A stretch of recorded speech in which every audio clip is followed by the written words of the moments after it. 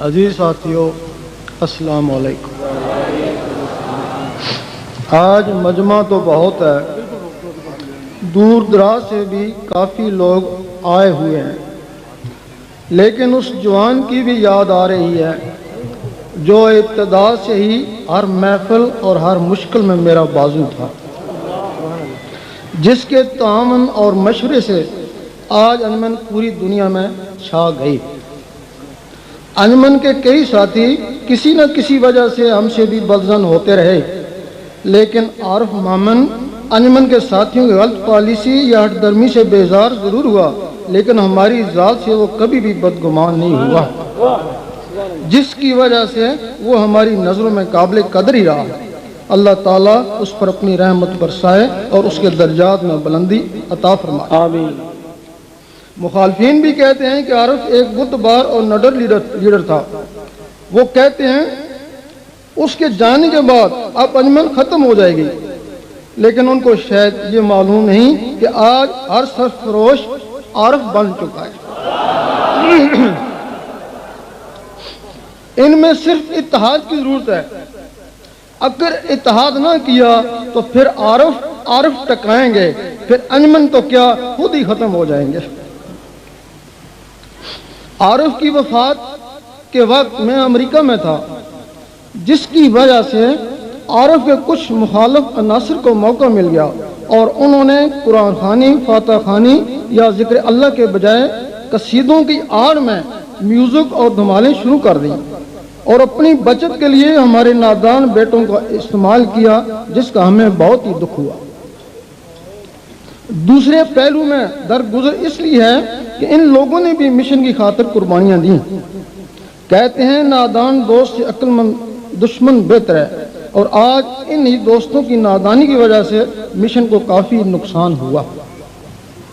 یقین کریں یہ مشن ہم اپنی مرضی سے نہیں چلایا، بلکہ اللہ رسول کی رضا تھی، جنہوں نے ہم کو کچھ سبق سکھا کر بھیجا تھا اور یہ بھی کہا تھا کہ تمہیں ساری دنیا میں اس مشن کو پھیلانا ہوگا اور ہمارے چاہنے والے تمہارے ساتھ لگ جائیں گے۔ اور واقعی وہ روحیں جو رب سے محبت کرنے والی تھیں، انہوں نے ہر معاملہ میں ہماری امداد کری، لیکن ان میں کچھ نادان بھی تھے جن کی وجہ سے ہم کو پریشانی اٹھانا پڑی۔ ہم ان کو چھوڑ بھی نہیں سکتے، کیونکہ ان کے ذکر قلب کی منظوری اور ضمانت بھی دے چکے ہیں، لیکن ان سے التماس ہے کہ وہ دھڑے بازی کو چھوڑیں۔ دشمن چاروں طرف سے تمہاری طاق میں ہے، اب نادانی کا وقت نہیں ہے۔ جن درختوں کو خون پسینے سے جوان کیا، اب ان کے پھل دینے کا وقت ہے۔ جو بھی چیز مشن کو نقصان پہنچاتی ہے اس سے اجتناب کریں، آپس میں پیار و محبت سے رہیں تاکہ انجمن دوبارہ منظم ہو۔ تمہاری عزت و حرمت مشن اور گورشاہی کی نسبت کی وجہ سے ہے، اور گورشاہی کی عزت و حرمت اللہ رسول کی نسبت کی وجہ سے ہے، لیکن تمہاری نادانی کی وجہ سے گورشاہی بھی پریشان ہے۔ کچھ ذاکر ایسے ہیں جو مشن کا کام نہیں کرتے، صرف گورشاہی سے تعلق رکھنا چاہتے ہیں۔ اگر وہ مشن کا کام بھی کریں تو ان کے لیے اور زیادہ بہتری ہے، بصورت دیگر وہ کام کرنے والوں کے معاملے میں دخل نہ دیں، اور مشن والے بھی ان کو حقیر یہ کم تر نہ سمجھیں، شاید کبھی کھوٹا سکہ بھی کام آ جائے۔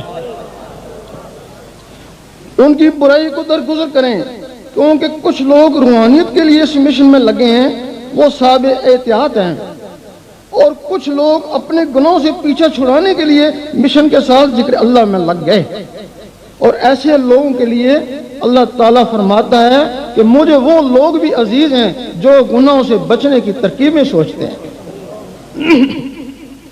اس وقت انجمن کے پیچھے علماء سو ہاتھ دھو کر پڑ گئے ہیں، علماء کی کئی مقامات پر میٹنگیں ہوئیں اور یہ فیصلہ طے ہوا کہ جس قدر بھی گورشاہی کو بدنام کر سکتے ہو کرو، جتنا بھی اس مشن کو نقصان پہنچا سکتے ہو پہنچاؤ، اور تقریباً ہر مسجد میں جمعہ کے خطبہ میں گورشاہی پر زہر اگلا جاتا ہے۔ دین نبی کا سچا دائی، عاشقوں کے دل کا ماہی، علماء کے مخالف ہونے کی کچھ وجوہات ہیں۔ علماء نوجوانوں کو سیاست میں دھکیلتے ہیں اور یہ مشن نوجوانوں کو سیاست سے نکال کر ذکر اللہ کے ذریعے روحانیت میں داخل کر رہا ہے۔ فرقہ واریت اور دہشت گردی کی ذمہ دار سیاست ہی ہے۔ دینی سیاست میں فرقہ واریت، فتوی بازی اور ہر کوئی امیر المومنین ہے، اور ملکی سیاست میں قتل و غارت، ڈاکے، دہشت گردی اور ہر کوئی مجرم ہے۔ وہ لوگ جو اللہ کو پانے کے لیے علماء سے بیعت تھے، کچھ نہ ملنے کی وجہ سے انجمن کی طرف راغب ہو گئے، جس سے ان کی دکانداری بند ہو گئی۔ ہر عالم اپنے آپ کو ولی سمجھتا ہے، جبکہ ہم کہتے ہیں کہ اللہ سے ہم کلام یا دیدار کے بغیر ولایت کا دعویٰ جھوٹا ہے۔ عالم کہتا ہے کہ جب تک کوئی مسجد میں نماز نہ پڑھے ولی نہیں ہو سکتا۔ طریقت کہتی ہے جب تک کوئی عرش مولا میں جا کر نماز نہ پڑھے ولی نہیں ہو سکتا۔ اللہ، ہمارے نزدیک نماز کا منکر کافر ہے، لیکن کوئی گھر میں، کوئی مسجد میں، کوئی خانہ کعبہ میں اور کوئی عرش مولا میں جا کر نماز پڑھتا ہے۔ یہ اپنی اپنی پہنچ اور توفیق خداوندی ہے۔ عالم ربانی دین کے وارث ہیں، ان کی توہین دین اسلام کی توہین ہے، اور ان کی عزت ہر مسلمان پر فرض ہے، کیونکہ وہ بنی اسرائیل کے نبیوں کی مانند ہیں۔ لیکن یہ پیشہ ور عالم سو مذہب اسلام میں ایک فتنہ ہے۔ 72 فرقوں کے ذمہ دار اور مسلمانوں کو آپس میں لڑانے کے ماہر ہیں، بلکہ اب تو حکومتی کاموں میں بھی دخل دے کر ملک کے لیے بھی مصیبت بن گئے۔ حکومت بھی ان سے پریشان ہے، یہ جس کے پیچھے پڑ جاتے ہیں اسے چکا کر ہی چھوڑتے ہیں۔ بلکہ پچھلے دنوں شہباز شریف نے بھی ان سے تنگ آ کر کہہ ہی دیا کہ میں ان عالموں کے پاؤں پکڑتا ہوں کہ وہ فرقہ واریت سے باز آ جائے۔ لیکن یہ علماء یاد رکھیں کہ علماء کی کوئی بھی سازش یا مخالفت گورشاہی کو چکا نہیں سکتی۔ تیرا شاہی میرا شاہی، تین نبی کا سچا دائی، ہم بن کے مست ملنگ رہیں گے، دنیا والے تنگ رہیں گے۔ اگر انجمن کے ساتھی متحد رہے تو یقین کریں کہ یہ سازشی عناصر ایک دن منہ چھپا کر گھوما کریں گے۔ ہمارا یہ تجربہ ہے کہ ایسے علماء کو سدھارنا بہت ہی مشکل ہے، لیکن ان کو خریدنا بہت آسان ہے۔ لیکن خریدے ہوئے مال پر اعتبار بھی نہیں ہوتا، جدھر زیادہ ادھر ان کا ارادہ ہو جاتا ہے۔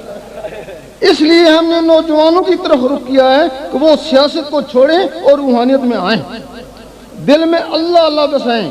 سیاست دینداروں کو زیب نہیں دیتی کہ صبح اور کہو اور شام کو اور کہو۔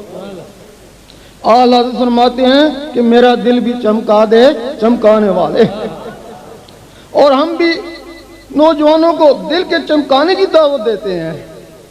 جب اللہ کے نور سے یہ دل چمکتا ہے تو گناہوں سے چھٹکارا ہونا شروع ہو جاتا ہے، دل میں اللہ کی محبت آ جاتی ہے، بندہ اللہ سے اور اللہ بندے سے محبت کرنا شروع کر دیتے ہیں۔ پھر ان کا کنیکشن دل کے ذریعے اللہ سے جڑ جاتا ہے، پھر اللہ کی طرف سے اس کو ڈائریکشن ملنا شروع ہو جاتی ہے۔ پھر انسان تو کیا، ایک چیونٹی پر بھی قدم رکھنے سے گھبراتا ہے کہ یہ بھی میرے اللہ کی ایک مخلوق ہے۔ ہمارے اس عمل کی کوشش کی وجہ سے نوجوان طبقہ لاکھوں کی تعداد میں انجمن میں داخل ہو گیا۔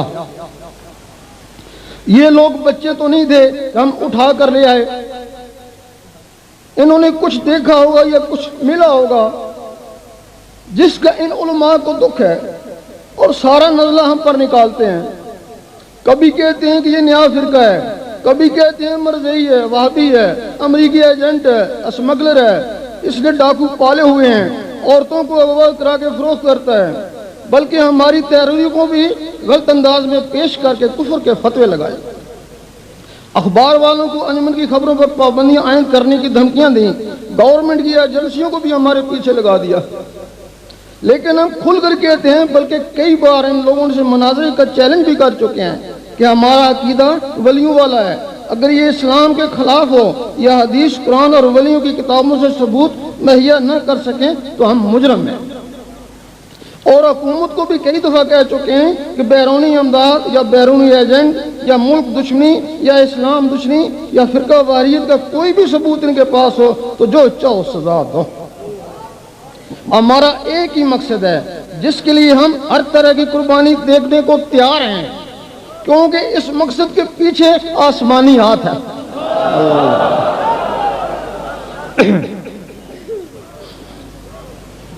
اللہ تعالیٰ نے فرمایا کہ مجھ سے محبت کرنے والی روحیں اس دنیا میں موجود ہیں، کچھ مسلم میں، کچھ سکھوں میں، کچھ ہندوؤں میں اور کچھ غیر مذاہب میں، کچھ افریقہ میں، کچھ امریکہ میں اور کچھ باقی ممالک میں بے چین بے تاب تڑپ رہی ہیں. تم ان میں جاؤ، اللہ کی محبت کا رستہ دکھاؤ، ان کے دلوں تک اللہ پہنچاؤ، پھر جس کو ہم چاہیں گے نکال لیں گے. اور پھر ہم نے دیکھا کہ گنہگار کے دل میں اللہ کا نور چلا جائے تو پرہیزگار ہو جاتا ہے، کافر کے دل میں اللہ چلا جائے تو مسلمان ہو جاتا ہے، اور مسلمان کے دل میں اللہ چلا جائے تو مومن بن جاتا ہے.